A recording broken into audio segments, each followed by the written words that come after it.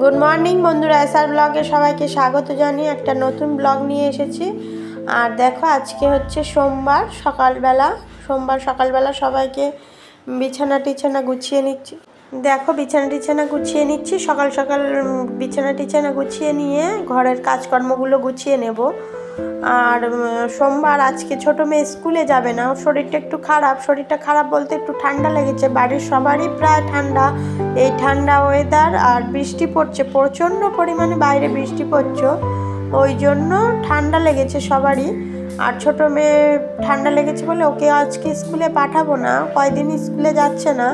আর আজকে সোমবার, এমনিতে বৃষ্টিও পড়ছে প্রচণ্ড বাইরে, ওই জন্য স্কুলে পাঠাবো না।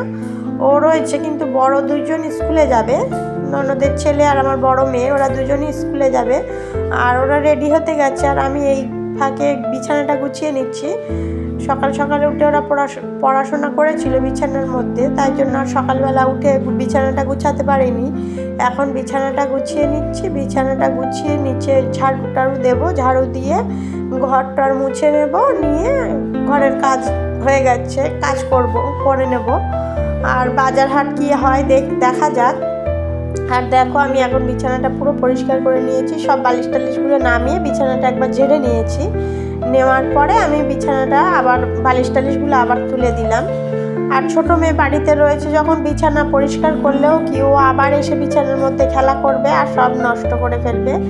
আর তোমাদেরকে দেখাই যে বিছানাটা কীরকম গুছিয়েছি। এই যে দেখো, পুরো বিছানাটা পরিষ্কার করে গুছিয়ে নিয়েছি।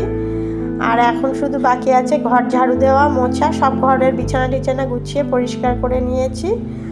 আর এই যে জানলাগুলো একটু খুলে দিয়েছি, দেখো বাইরে প্রচণ্ড বৃষ্টি পড়ছে। আর এই যে ঘরটার ঝাড়ু দিয়ে মুছে চলে এসেছি। আর এখন তরকারিগুলো কেটে নিলাম, আমার সোমবার আজকে নিরামিষ খাবো। আর এই যে বরবটি, গাজর, আলু দিয়ে ভাজবো, এটা আমি খাবো। আর কচু ভাজা করব, আর মাছ দিয়ে কচু আলু দিয়ে মাছের ঝোল করবো। আর এই 2 রকমের মাছ নিয়ে এসছে, একটা বাটা মাছ না পোনা মাছ কীরকম একটা, আর একটা হচ্ছে তেলাপিয়া মাছটা একদম কেটে ছোট ছোট করে নিয়ে এসেছিলো। মাথাটা বেশি বাড়িতে কেউ পছন্দই করে না, আমাদের বাড়িতে কেউ মাথা খাওয়ারই লোক হয় না, ওই জন্য মাথাটা পুরো কেটে ছোট করে নিয়ে এসছে। মাছগুলো এখন ধুয়ে নেব, মাছগুলো ধুয়ে লবণ হলুদ মাখিয়ে রেখে আমি স্নানে যাব। আর এই যে দেখো বন্ধুরা, মাছগুলো ধুয়ে নিয়েছি, এখন মাছগুলো লবণ হলুদ মাখিয়ে নেব। আর মাখিয়ে নিয়ে আমি স্নানে যাব। তার আগে একদম মাছের গায়ে হাত দেবো না, এসেই ঝপঝপ করে রান্না বসাবো। এমনিতেও অনেকটাই বেলা হয়ে গেছে, প্রায় 11:30 12টা তো বাজতেই যাচ্ছে, ওই জন্য আমি মোটামুটি মাছটা গুছিয়ে নিয়ে গেলাম। আর এই যে এখন এসেই রান্না বসাবো। আর দেখো, আমি স্নান করে চলে এসেছি, একটু ঠাকুরের নাম করলাম আজকে, যেহেতু সোমবার। আর সোমবার আজকে, কালকে রবিবার দিন আমার শাশুড়ি মায়ের পারণ একাদশী করেছিলেন, আর আজকে হচ্ছে সোমবার পারণ, ওই জন্য সকাল সকাল উনিই পুজোটা দিয়েছেন, আমি আর পুজো দিইনি। আর আমার ঝপঝপ বেলা হয়ে যাচ্ছে বলে নিরামিষ রান্নাটা আগে বসিয়ে দিয়ে, মাছ টাছ এখনও কিছুই বসাইনি।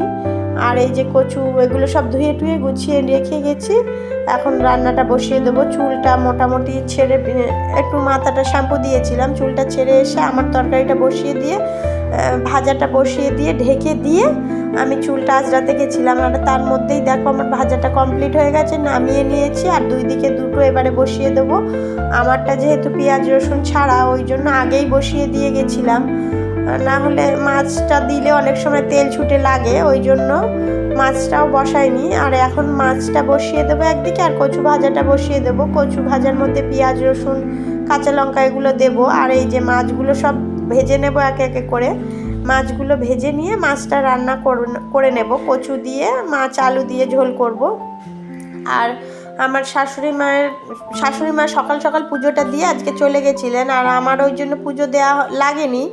আমি বাইরের কিছু কাচাকুচি ছিল, ঘরটার মুছে বাইরের কিছু কাচাকুচি করে নিয়ে আমি স্নান করে জাস্ট একটু ঠাকুর প্রণাম করেই চলে এসেছি।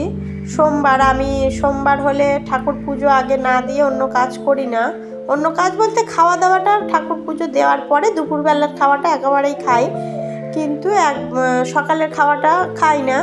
ওই জন্য আমি এখন দেখো ঝপঝপ রান্নাটা করে নিচ্ছি, রান্নাটা হয়ে গেলেই আমি ভাত খাবো। আমি আজকে ওই ভাজাটা দিয়ে ভাত খাবো। আমি এমনি ভাজা দিয়ে খাওয়াটা বেশি পছন্দ করি, তরি তরকারি ঝোল ওগুলো না বেশি না খেয়ে আমি ভাজাটা, আর না হলে আলু সিদ্ধ, এটাই আমি খাই। আর দেখো আমার সব মাছগুলো ভাজা হয়ে গেছে, আর পাশে মাথা টাথাগুলো রয়েছে, করে নিয়েছি। আর এই যে দেখো আমার ছোট মেয়ে এখন আমার সাথে কথা বলছে, মা তুমি কি রান্না করছো, এইরকম উপরে সিঁড়ি, তো উপরে সিঁড়ির উপরটায় ও বসে থাকে, ও দেখে। আর ও এখন এসেছে আমার সাথে কথা বলছে। আর আমি এখন রান্নাটা মোটামুটি কমপ্লিট হয়ে যাচ্ছে, আর রান্নাটা কমপ্লিট হয়ে গেলেই আমি খেতে দিয়ে দেবো। মোটামুটি ঝোলটা বসিয়ে দিয়েছি, জল দিয়ে দিয়েছি, মাছগুলো দিয়ে দিলেই আমার রান্না কমপ্লিট। তাহলে বন্ধুরা ভিডিওটি যদি ভালো লেগে থাকে লাইক কমেন্ট শেয়ার করবেন, সাবস্ক্রাইব করবেন, আমার পাশে থাকবেন।